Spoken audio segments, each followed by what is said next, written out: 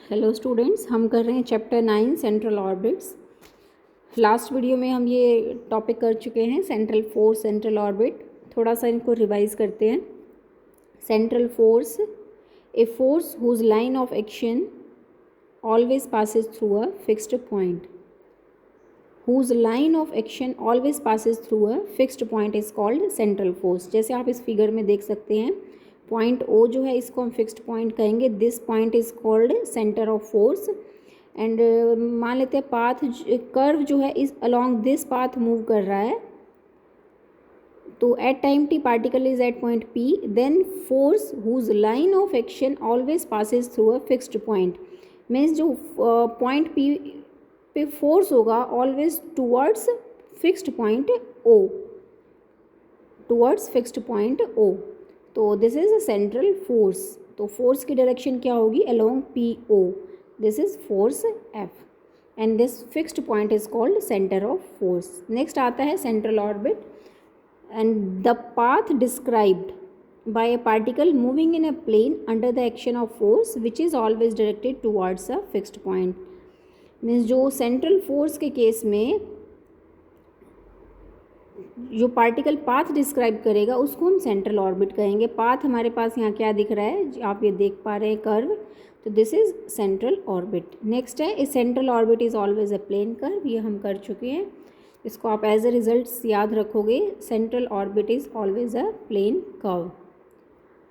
Last video में आप देख सकते हैं। नेक्स्ट आता है differential equation of central orbit.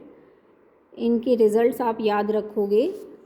Differential equation of central orbit in polar form. Polar form में हमारे पास ये क्या बनी थी? d2u by D theta square plus U is equal to F by H square U square. इसको आप याद रखोगे। नेक्स्ट है differential equation of central orbit in pedal form. Pedal form क्या होती है? पी एंड आर के टर्म्स में। तो ये क्या है? Equation number 8, H square by P cube D P by D R equals to F. इसको याद रखेंगे। If the law of central force is given, then to determine the central orbit we use equation number 5 and 8. अगर force F given है तो equation number 5 या 8 use करेंगे हम। अब ये 3 केसेस है, पैराबोला, एलिप्स और हाइपरबोला। ये केस आप जानते हैं। इस केस में, एलिप्स के केस में B square equal to A square 1 minus E square होता है। हाइपरबोला के केस में B square is equal to A square E square minus 1 होता है।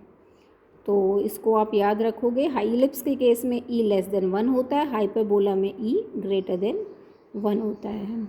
नेक्स्ट आता है aerial velocity.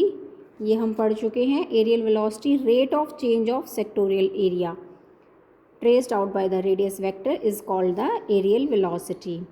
In every central orbit prove that areal velocity is constant. आप इनको रिजल्ट की तरह याद रखेंगे। Areal velocity is always constant. और एक और है यहाँ कि linear velocity varies inversely as the perpendicular from the centre upon the tangent to the path. Linear velocity को हम वी से डिनोट करते हैं, inversely proportional to perpendicular from the centre 1 upon P, यानी कि V is inversely proportional to P. Next आता है very important, to find the velocity when the path is known.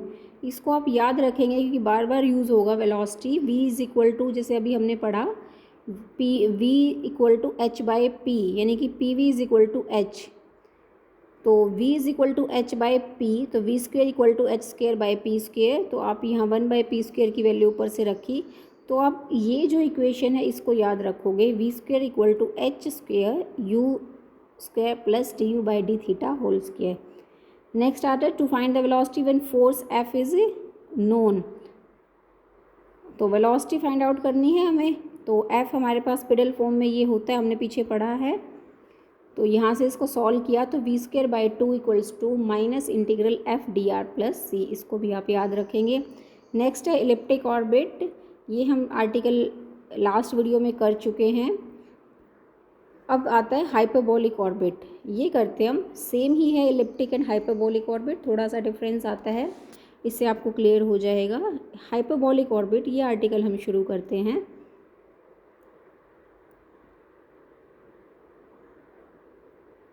A particle moves in a hyperbola under a central force which is always directed towards its focus. To find the law of force, velocity and periodic time. 3 चीज़ें find out करनी है. Hyperbola case है तो ये हम जानते हैं L/R equals to 1 plus E cos theta होता है. L is the semi latus rectum and E is the eccentricity of hyperbola that E greater than 1 such that E greater than 1 and U equals to 1/R. U is equal to 1 plus, आप देख रहे हैं कि इसमें L/R equals to 1 plus E cos theta है. तो इसमें जो भी क्वेश्चंस आप करेंगे तो U इक्वल्स टू 1/R लेके हम चलेंगे. तो इसको आप पुट करोगे, हमें 3 चीज़ें फाइंड आउट करनी है, the law of force, velocity and periodic time. तो इसको स्टार्ट करते हैं. अब हमें क्या है, इक्वेशन नंबर जो 5 पीछे हमने पढ़ी थी, differential equation of central orbit, वो थी हमारे पास d2u/d2 plus u is equal to f/h²u². तो इसको हम इसमें वैल्यूज़ पुट करनी है हमें. ये हमें पता है इक्वेशन होती है L/R equals to 1 plus e cos theta. तो 1/R क्या है, u. इसको पुट करेंगे तो इक्वेशन नंबर 1 बन जाती है. अब इसको डिफ्रेंशिएट किया with respect to theta, du/d2 d2u/d2², ये वैल्यूज़ रखी हमने, इसमें पुट आउट की तो इक्वेशन नंबर 3 में. तो सॉल्व करके आप देखेंगे तो f is equal to λ/r², ये बचता है. लैम्डा यहाँ क्या है, कांस्टेंट है जो कि h²/L के बराबर है. Lambda is equal to h²/L, यानी कि h² is equal to lambda into L. तो ये दिस इज़ कांस्टेंट, तीनों ही टर्म्स यहाँ कांस्टेंट है. तो f is equal to λ/r². तो आप यहाँ से क्या देख रहे हैं कि f is inversely proportional to r². ये है ना, f is inversely proportional to r². Hence the acceleration varies inversely as the square of the distance of the particle from the focus. Also the force is attractive as the value of f is positive. तो attractive force है because f is positive. Next आता है velocity. Velocity का भी formula हमने पीछे अभी पढ़ा है, तो इसको रखा तो u du/d की वैल्यूज़ हमने पीछे से रखी. तो ये बनता है, स्क्वायर खोला ये बन जाएगा.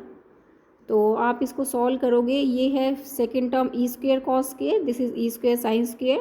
तो ऐड होके e² cos k plus sin square क्या होता है 1, तो ये बच जाएगा. तो 1 प्लस e²/L, नेक्स्ट टर्म है 2e cos θ/L. तो अब 2e cos θ/L की वैल्यू पीछे से आप देखोगे, जो गिवन इक्वेशन है ये वाली, इसी से e cos θ/L की वैल्यू आ जाएगी. ये हमने रखी,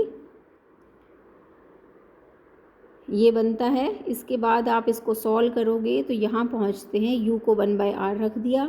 अब e² माइनस 1/L, इसकी वैल्यू हमें फाइंड आउट करनी है. L लेटेस्ट रेक्टम L क्या होता है, b²/a होता है. ये a² गलत दे रखा है, b²/a होता है. तो अब b² की वैल्यू क्या है, e² माइनस 1 हाइपरबोला के केस में. इलिप्स के केस में e² 1 माइनस e² होती है, ये डिफरेंस होता है. अब हमारा केस है हाइपरबोला, तो ये वैल्यू रखी. तो आप देख रहे हो e² माइनस 1/L की क्या बच गया 1/a, यानी e² माइनस 1/L इसकी वैल्यू आ जाती है 1/a.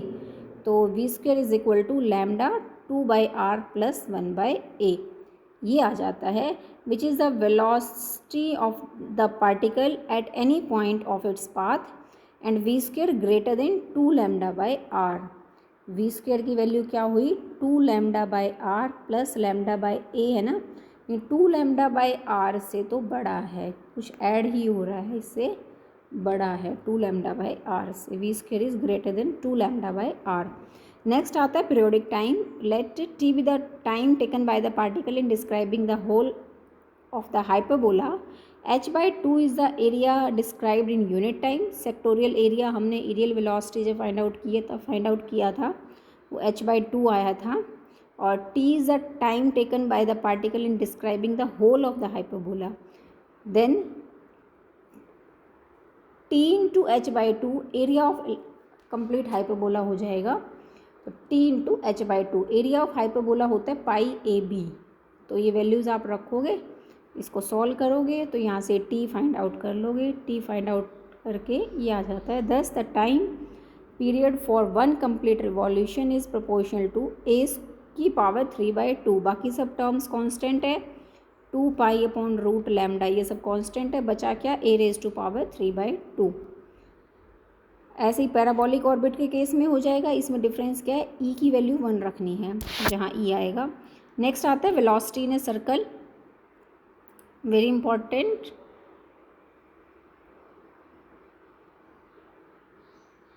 velocity in a circle, the velocity in a circle at any point of the central orbit is the velocity necessary to describe a circle passing through that point and with center at the center of force associated with the orbit। Circle के case में आप जानते हैं किसी भी point पे, कोई भी पॉइंट है, वेलोसिटी हमेशा अलोंग टेंजेंट होती है, तो अलोंग टेंजेंट हमने बनाया, तो this is the direction of velocity and O is the center, and this center we will call it center of force in case of central force. So and this O is the center of force and P is arbitrary point, then OP radius vector तो है ही, और ये जो tangent होता है radius vector के perpendicular होता है इन केस ऑफ सर्कल, तो जो ये रेडियस वेक्टर है इसके परपेंडिकुलर भी है। अब सेंट्रल फोर्स की बात कर रहे हैं। सेंट्रल फोर्स क्या कहता है कि force is always directed towards fixed point, point P है, इस पे जो फोर्स होगा ऑलवेज टुवर्ड्स पॉइंट ओ, यानी कि along P O, along P O है, क्या है हमारे पास, along P O, force is along P O. और आप जानते हैं ये वेलोसिटी जो ये टेंजेंट की डायरेक्शन है इसके परपेंडिकुलर है ये रेडियस वेक्टर, परपेंडिकुलर टेंजेंट के परपेंडिकुलर डायरेक्शन में जो डायरेक्शन होती है उसको हम क्या कहेंगे, नॉर्मल एक्सेलरेशन आ जाएगा अलोंग दिस, यानी कि this is inward normal acceleration and this is central radial acceleration, ये दोनों ही टर्म्स हमारे पास बराबर होंगी।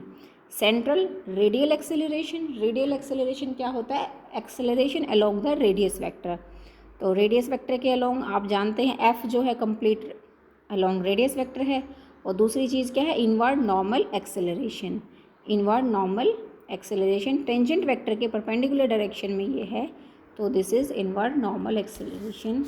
आउटवर्ड साइड होता तो वो बाहर ऐसे बनता, अब हम अंदर वाला ले रहे हैं, तो this is inward normal acceleration, यानी कि एफ भी इसी डायरेक्शन में है और नॉर्मल एक्सेलरेशन है उसकी भी यही डायरेक्शन है, तो दोनों बराबर हो जाएंगे। तो F is equal to normal acceleration का फॉर्मूला होता है v²/ρ, आप फर्स्ट चैप्टर से देख सकते हैं।